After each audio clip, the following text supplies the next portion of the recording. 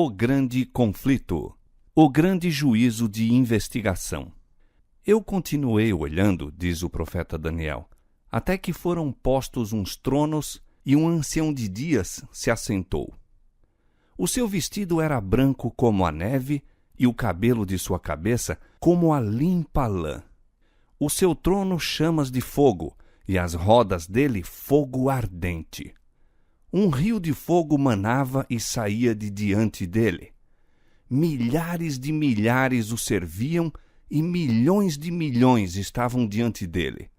Assentou-se o juízo e abriram-se os livros. Daniel 7, 9 e 10. Assim foi apresentado à visão do profeta o grande e solene dia em que o caráter e vida dos homens passariam em revista perante o juiz de toda a terra e cada homem seria recompensado segundo as suas obras. O ancião de dias é Deus, o Pai. Diz o salmista: antes que os montes nascessem, ou que tu formasses a terra e o mundo, sim, de eternidade a eternidade, tu és Deus. Salmo 90, verso 2. É Ele, fonte de todo o ser e de toda a lei, que deve presidir o juízo. E santos anjos, como ministros e testemunhas, em número de milhares e milhões de milhões, assistem a esse grande tribunal. E eis que vinha nas nuvens do céu um como o Filho do Homem, e dirigiu-se ao ancião de dias, e o fizeram chegar até ele. E foi-lhe dado o domínio e a honra e o reino, para que todos os povos, nações e línguas o servissem. O seu domínio é um domínio eterno, que não passará. Daniel capítulo 7, versos 13 e 14. A vinda de Cristo aqui descrita não é a segunda vinda à terra. Ele vem ao ancião de dias no céu para receber o domínio, a honra e o reino, os quais lhe serão dados ao final da sua obra de mediador. É esta vinda, e não o seu segundo advento à terra, que foi predita na profecia como devendo ocorrer ao terminarem os 2.300 dias em 1844. Assistido por anjos celestiais, nosso grande sumo sacerdote entra no lugar santíssimo e ali comparece à presença de Deus a fim de se entregar aos últimos atos de seu ministério em prol do homem, a saber, realizar a obra do juízo de investigação e fazer expiação por todos os que verificarem com direito aos benefícios da mesma. No cerimonial típico, somente os que tinham vindo perante Deus com confissão e arrependimento e cujos pecados, por meio do sangue da oferta para o pecado, eram transferidos para o santuário, é que tinham parte na cerimônia do dia da expiação. Assim, no grande dia da expiação final e do juízo de investigação, os únicos casos a serem considerados são os do povo professo de Deus. O julgamento dos ímpios constitui obra distinta e separada e ocorre em ocasião posterior. É tempo que comece o julgamento pela casa de Deus, e se primeiro começa por nós, qual será o fim daqueles que são desobedientes ao Evangelho? 1 São Pedro, capítulo 4, verso 17. Os livros de registro no céu, nos quais estão relatados os nomes e ações dos homens, deve determinar a decisão do juízo. Diz o profeta Daniel: assentou-se o juízo e abriram-se os livros. O escritor do Apocalipse, descrevendo a mesma cena, acrescenta: abriu-se outro livro que é o da vida, e os mortos foram julgados pelas coisas que estavam escritas nos livros, segundo as suas obras. Apocalipse 20, 12. O livro da vida contém os nomes de todos os que já entraram para o serviço de Deus. Jesus ordenou a seus discípulos: alegrai-vos antes por estarem os vossos nomes escritos nos céus. Lucas capítulo 10, verso 20. São Paulo fala de seus fiéis cooperadores cujos nomes estão no livro da vida. Filipenses 4, 3. Daniel, olhando através dos séculos para um tempo de angústia, qual nunca houve, declara que se livrará o povo de Deus, todo aquele que se achar escrito no livro. E João, no Apocalipse, diz que apenas entrarão na cidade de Deus aqueles cujos nomes estão inscritos no livro da vida do Cordeiro. Daniel 12:1 e Apocalipse 21:27. Há um memorial escrito diante de Deus, no qual estão registradas as boas ações dos que temem ao Senhor e para os que se lembram do seu nome. Malaquias 3:16. Suas palavras de fé, seus atos de amor, acham-se registrados no céu. Neemias a isto se refere quando diz: Deus meu, lembra-te de mim, e não risques as beneficências que eu fiz à casa de meu Deus. Neemias 13:14. No livro memorial de Deus, toda ação de justiça se acha ali imortalizada. Ali, toda tentação resistida, todo o mal vencido, toda palavra de eterna compaixão que se proferir, acham-se fielmente historiados. E todo ato de sacrifício, todo sofrimento e tristeza suportado por amor de Cristo, encontra-se registrado. Diz o salmista: Tu contaste as minhas vagações. Põe as minhas lágrimas no teu odre, não estão elas no teu livro? Salmo 56, verso 8.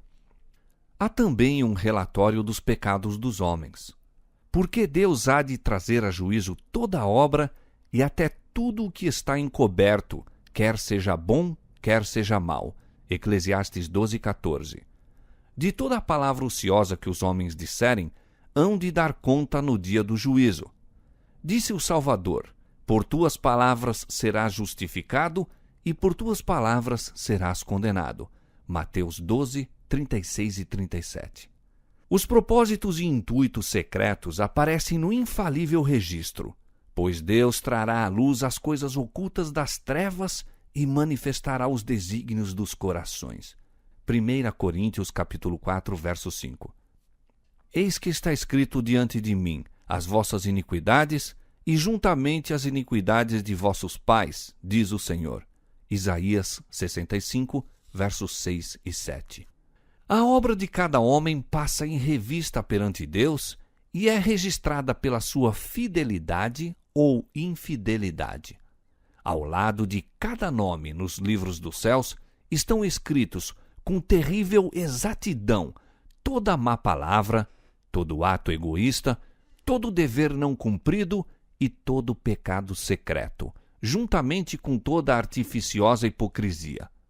Advertências ou admoestações enviadas pelo céu e que foram negligenciadas, momentos desperdiçados, oportunidades não aproveitadas, influência exercida para o bem ou para o mal, juntamente com seus resultados de vasto alcance, tudo é historiado pelo anjo relator. A lei de Deus é a norma pela qual o caráter e vida dos homens serão aferidos no juízo. Diz o sábio: teme a Deus e guarda os seus mandamentos, porque este é o dever de todo homem, porque Deus há de trazer a juízo toda a obra. Eclesiastes capítulo 12, versos 13 e 14. O apóstolo Tiago admoesta a seus irmãos: assim falai e assim procedei, como devendo ser julgados pela lei da liberdade. Tiago 2, 12. Os que no juízo forem havidos por dignos, terão parte na ressurreição dos justos. Disse Jesus: os que forem havidos por dignos de alcançar o mundo vindouro e a ressurreição dos mortos, são iguais aos anjos e são filhos de Deus, sendo filhos da ressurreição. Lucas capítulo 20, versos 35 e 36. E novamente ele declara que os que fizeram o bem sairão para a ressurreição da vida. João capítulo 5, verso 29. Os justos mortos não ressuscitarão senão depois do juízo, no qual são havidos por dignos da ressurreição da vida. Consequentemente, não estarão presentes em pessoa no tribunal em que seus registros são examinados e decidido seu caso. Jesus aparecerá como seu advogado, a fim de pleitear em favor deles perante Deus. Se alguém pecar, temos um advogado para com o Pai, Jesus Cristo, o justo. 1 João 2:1. Porque Cristo não entrou num santuário feito por mãos, figura do verdadeiro, porém no mesmo céu, para agora comparecer por nós perante a face de Deus. Portanto, pode também salvar perfeitamente os que por ele se achegam a Deus, vivendo sempre para interceder por eles. Hebreus 9:24 e 7:25. Ao abrirem-se os livros de registro no juízo, é passada em revista perante Deus a vida de todos os que creram em Jesus. Começando pelos que primeiro viveram na terra, nosso advogado apresenta os casos de cada geração sucessiva, finalizando com os vivos. Todo nome é mencionado, cada caso minuciosamente investigado. Aceitam-se nomes e rejeitam-se nomes.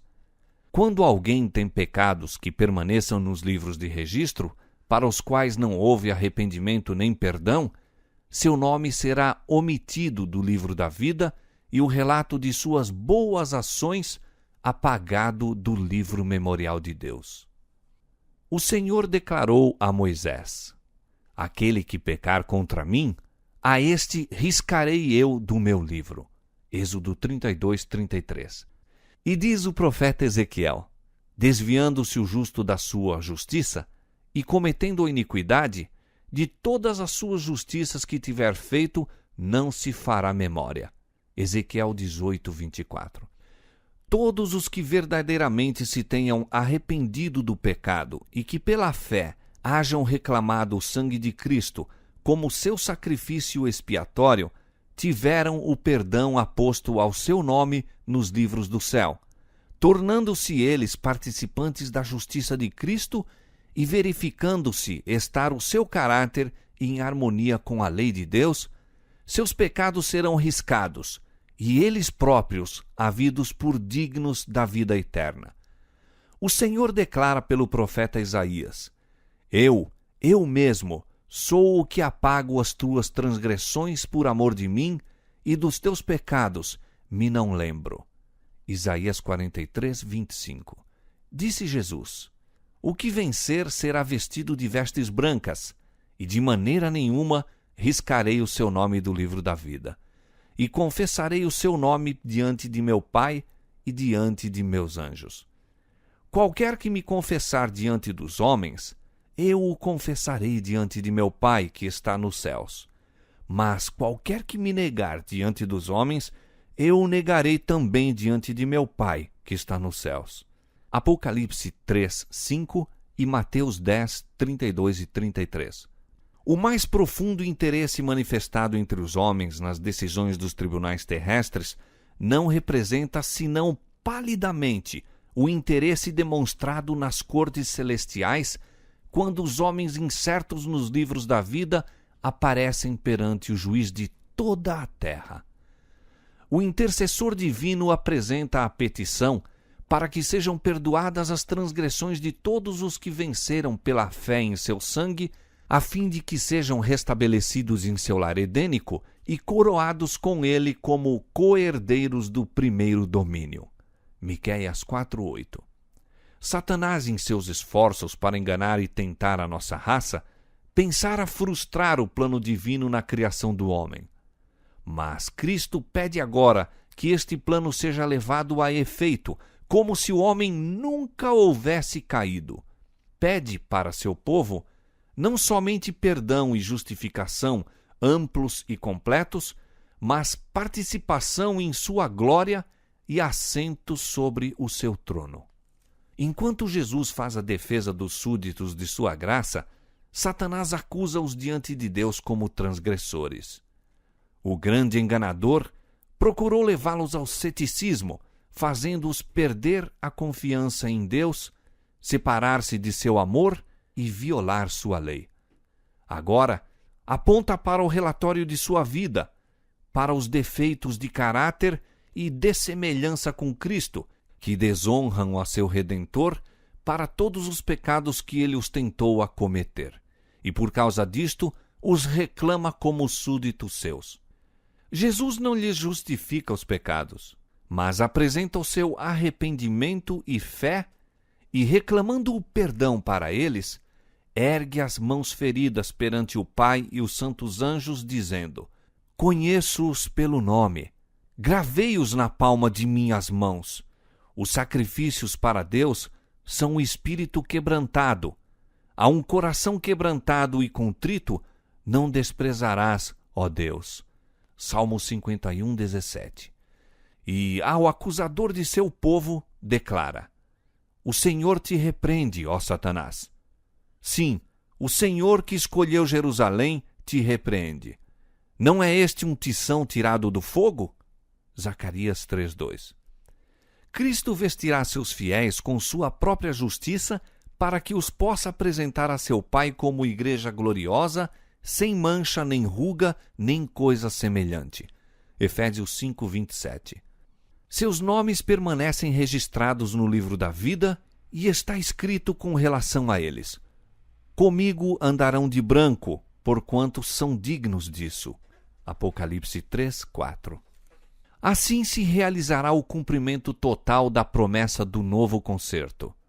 Porque lhes perdoarei a sua maldade e nunca mais me lembrarei dos seus pecados. Naqueles dias e naquele tempo, diz o Senhor, buscar-se-á a maldade de Israel, e não será achada, e os pecados de Judá, mas não se acharão. Jeremias 31, 34 e 50, 20. Naquele dia o renovo do Senhor será cheio de beleza e de glória, e o fruto da terra excelente e formoso para os que escaparem de Israel. E será que aquele que ficar em Sião e o que permanecer em Jerusalém será chamado santo, todo aquele que estiver inscrito entre os vivos em Jerusalém. Isaías capítulo 4, versos 2 e 3. A obra do juízo investigativo e extinção dos pecados deve efetuar-se antes do segundo advento do Senhor. Visto que os mortos são julgados pelas coisas escritas nos livros, é impossível que os pecados dos homens sejam cancelados antes de concluído o juízo em que seu caso deve ser investigado. Mas o apóstolo Pedro declara expressamente que os pecados dos crentes serão apagados quando vierem os tempos do refrigério pela presença do Senhor e ele enviar a Jesus Cristo. Atos 3, 19 e 20. Quando se encerrar o juízo de investigação, Cristo virá, e seu galardão estará com ele, para dar a cada um segundo for a sua obra. No culto típico, o sumo sacerdote, havendo feito expiação por Israel, saía e abençoava a congregação. Assim, Cristo, no final de sua obra de mediador, aparecerá sem pecado para a salvação, Hebreus 9, 28, a fim de abençoar com a vida eterna seu povo que o espera. Como o sacerdote, ao remover do santuário os pecados, confessava-os sobre a cabeça do bode emissário, semelhantemente Cristo porá todos esses pecados sobre Satanás, o originador e instigador do pecado. O bode emissário, levando os pecados de Israel, era enviado à terra solitária. Levítico 16, 22.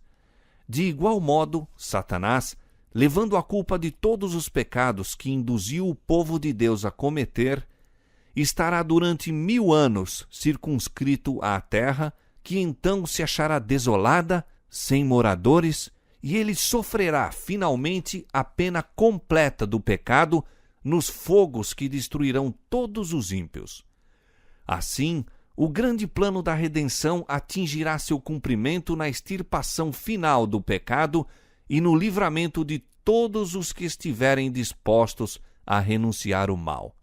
No tempo indicado para o juízo, o final dos 2.300 dias em 1844, iniciou-se a obra de investigação e apagamento dos pecados. Todos os que já professaram o nome de Cristo serão submetidos àquele prescrutador escrutínio. Tanto os vivos como os mortos devem ser julgados pelas coisas escritas nos livros segundo as suas obras. Pecados que não houve arrependimento e que não foram abandonados não serão perdoados nem apagados dos livros de registro, mas ali permanecerão para testificar contra o pecador no dia de Deus. Ele pode ter cometido más ações à luz do dia ou nas trevas da noite.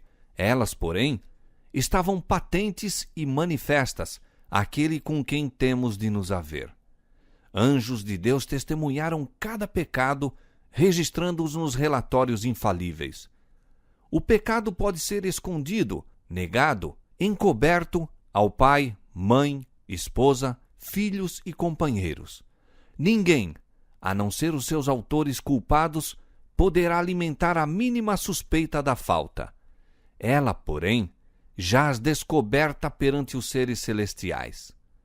As trevas da noite mais escura, os segredos de todas as artes enganadoras, não são suficientes para velar do conhecimento do Eterno um pensamento que seja. Deus tem um relatório exato de toda a conta injusta e de todo negócio desonesto. Não se deixe enganar pela aparência de piedade. Não comete erros em sua apreciação do caráter.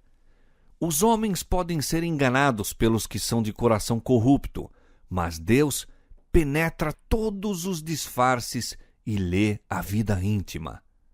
Quão solene é esta consideração! Dia após dia que passa para a eternidade, traz a sua enorme porção de relatos para os livros do céu. Palavras, uma vez faladas, e ações, uma vez praticadas, nunca mais se podem retirar. Os anjos têm registrado tanto as boas obras como as más. Nem o mais poderoso guerreiro pode revogar a relação dos acontecimentos de um único dia sequer. Nossos atos, palavras e mesmo nossos intuitos mais secretos, tudo tem o seu peso ao decidir-se nosso destino para a felicidade ou para a desdita. Ainda que esquecidos por nós, darão o seu testemunho para justificar ou condenar.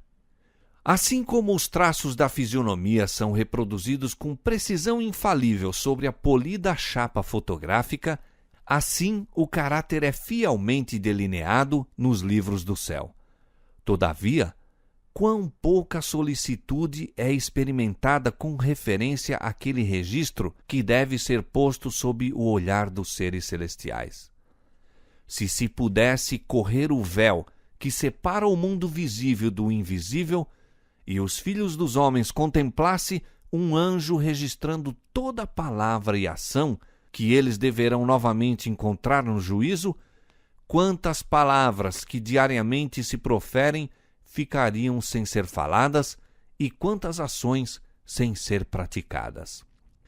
No juízo será examinado o uso feito de cada talento. Como empregamos nós o capital que nos foi oferecido pelo céu? Receberá o Senhor, à sua vinda, aquilo que é seu com juros? Empregamos nós as faculdades que nos foram confiadas nas mãos, no coração e no cérebro, para a glória de Deus e bênção do mundo? Como usamos nosso tempo, nossa pena, nossa voz, nosso dinheiro, nossa influência? Que fizemos por Cristo na pessoa dos pobres, aflitos, órfãos ou viúvas? Deus nos fez depositários de sua santa palavra. Que fizemos com a luz e verdade que se nos deram para tornar os homens sábios para a salvação? Nenhum valor existe na mera profissão de fé em Cristo. Unicamente o amor que se revela pelas obras é considerado genuíno. Contudo, é unicamente o amor que, à vista do céu, torna de valor qualquer ato.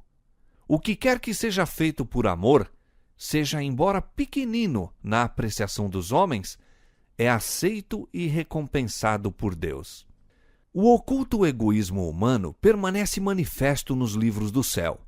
Existe o relato de deveres não cumpridos para com os semelhantes, do esquecimento dos preceitos do Salvador.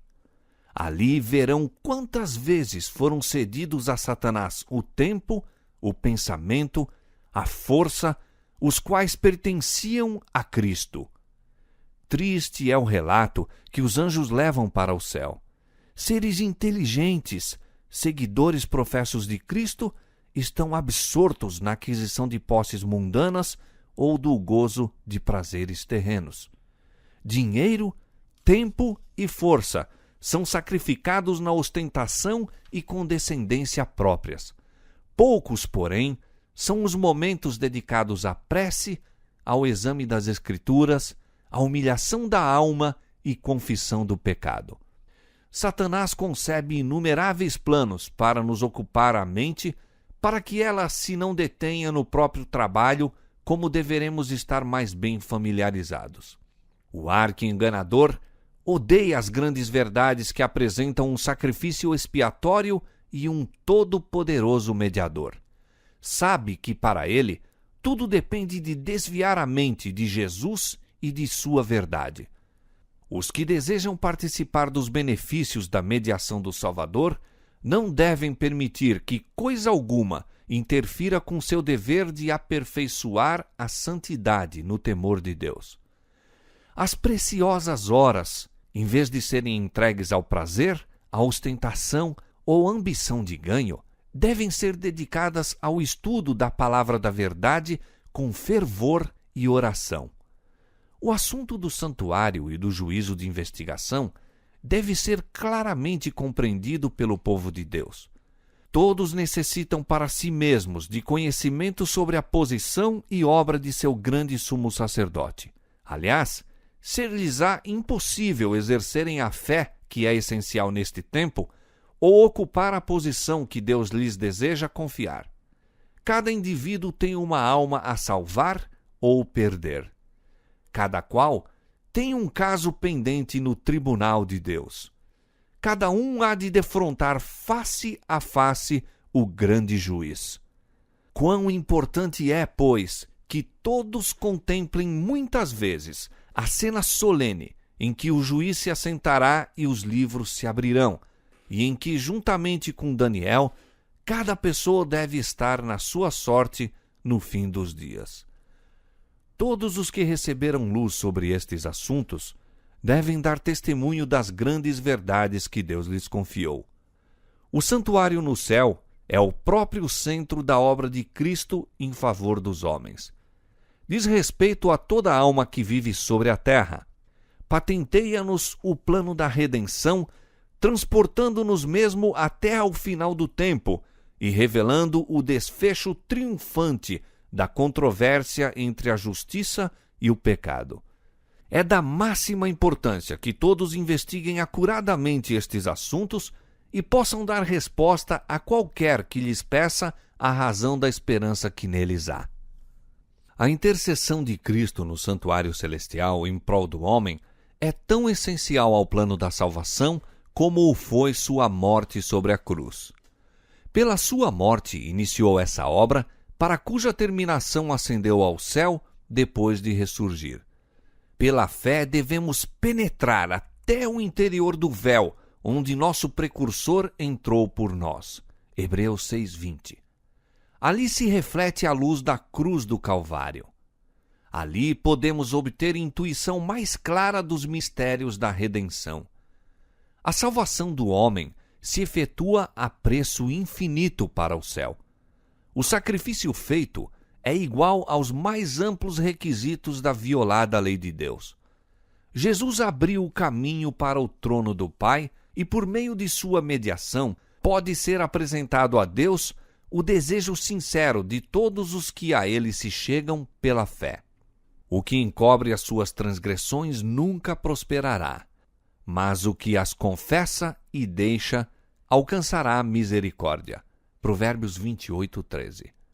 Se os que escondem e desculpam suas faltas pudessem ver como Satanás exulta sobre eles, como escarnece de Cristo e dos santos anjos pelo procedimento deles, apressar-se-iam a confessar seus pecados e deixá-los. Por meio dos defeitos do caráter, Satanás trabalha para obter o domínio da mente toda e sabe que, se esses defeitos forem acariciados, será bem-sucedido. Portanto, está constantemente procurando enganar os seguidores de Cristo com seu fatal sofisma de que lhes é impossível vencer. Mas Jesus apresenta em seu favor suas mãos feridas, seu corpo moído, e declara a todos os que desejam segui-lo: a minha graça te basta. 2 Coríntios 12:9. Tomai sobre vós o meu jugo, e aprendei de mim, que sou manso e humilde de coração, e encontrareis descanso para as vossas almas, porque o meu jugo é suave e o meu fardo é leve. Mateus 11, 29 e 30. Ninguém, pois, considere incuráveis os seus defeitos. Deus dará fé e graça para vencê-los. Vivemos hoje no grande dia da expiação. No cerimonial típico, enquanto o sumo sacerdote fazia expiação por Israel, exigia-se de todos que afligissem a alma pelo arrependimento do pecado e pela humilhação perante o Senhor, para que não acontecesse serem extirpados dentre o povo.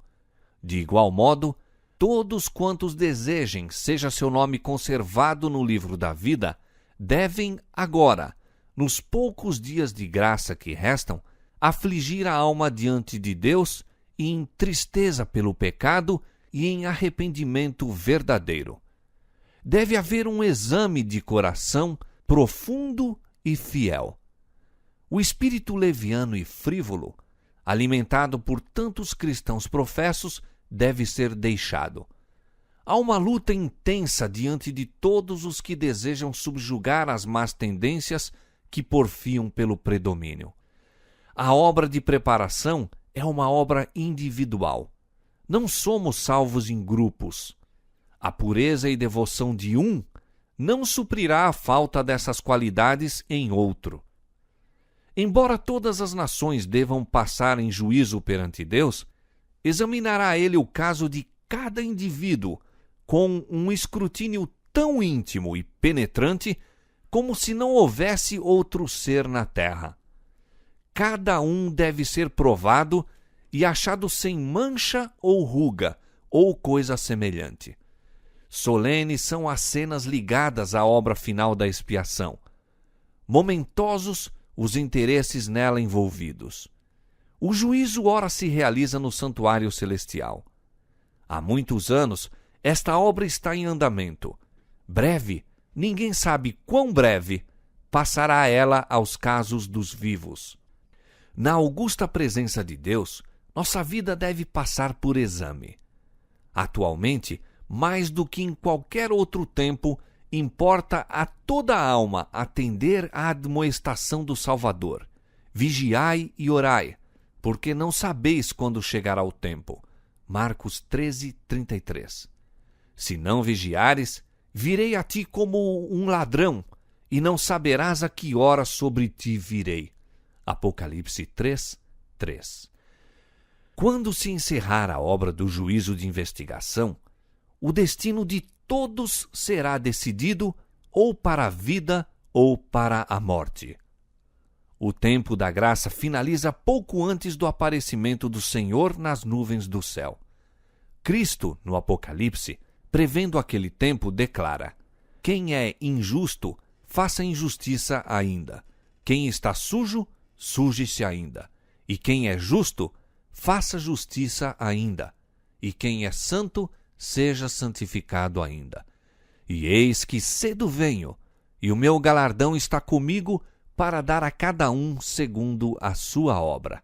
Apocalipse 22, 11 e 12. Os justos e os ímpios estarão ainda a viver sobre a terra em seu estado mortal. Estarão os homens a plantar e a construir, comendo e bebendo, todos inconscientes de que a decisão final, irrevogável, foi pronunciada no santuário celestial. Antes do dilúvio, depois que Noé entrou na arca, Deus o encerrou ali e excluiu os ímpios. Mas, durante 7 dias, o povo, não sabendo que seu destino se achava determinado, continuou em sua vida de descuido e de amor aos prazeres, zombando das advertências sobre o juízo iminente. Assim, diz o Salvador, será também a vinda do Filho do Homem.